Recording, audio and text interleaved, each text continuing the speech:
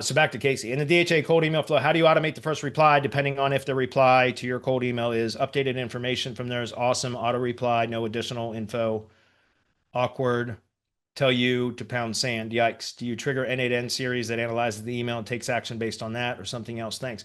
No. Okay, so there's two sets of automations. There's one with AI integration and one set without. Okay, I'll demonstrate this. I've got this in SOP format too. So let's just go ahead and show that too. I tell you guys, that's how I do all my training. Excuse me. Um, Service area and listing delivery. That's what we're looking at here. That's going to be here. That's this SOP right here. Boom. Right here. All right. So this is the no AI integration, right? In my agency, Tree Care HQ, we have an AI integration.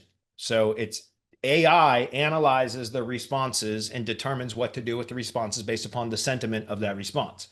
But there was the non-AI versions before I hired an AI company to integrate.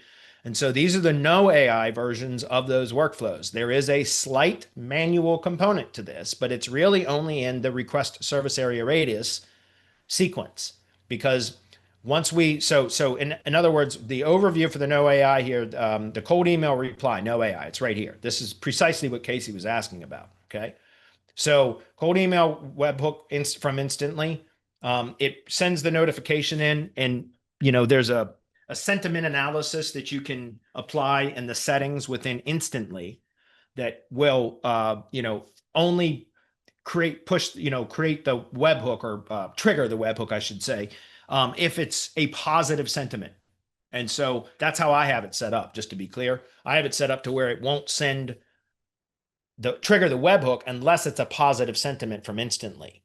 But it can be done via high level too, because you could have all replies trigger the webhook from Instantly in the high level and then have the sentiment analysis set up in high level instead.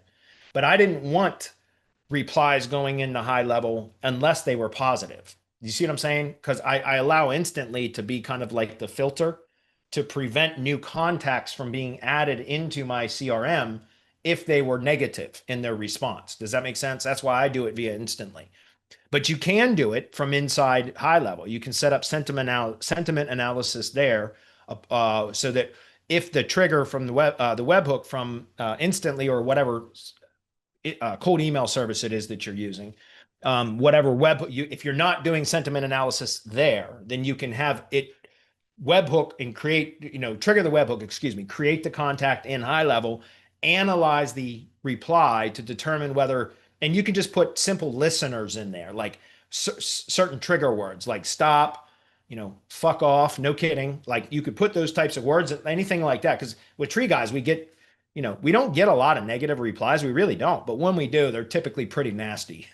So you can put those types of words in there as trigger words to where if in the reply one of those words were detected, it won't create the opportunity card and then send notification to your team member to then process the lead, all that kind of stuff. You see what I'm saying?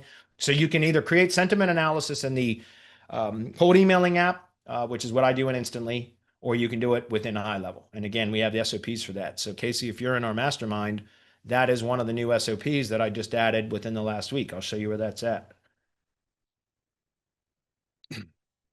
That was this one right there, service area. I just added that 6 days ago, and that's right here. Let's see, listing delivery right there.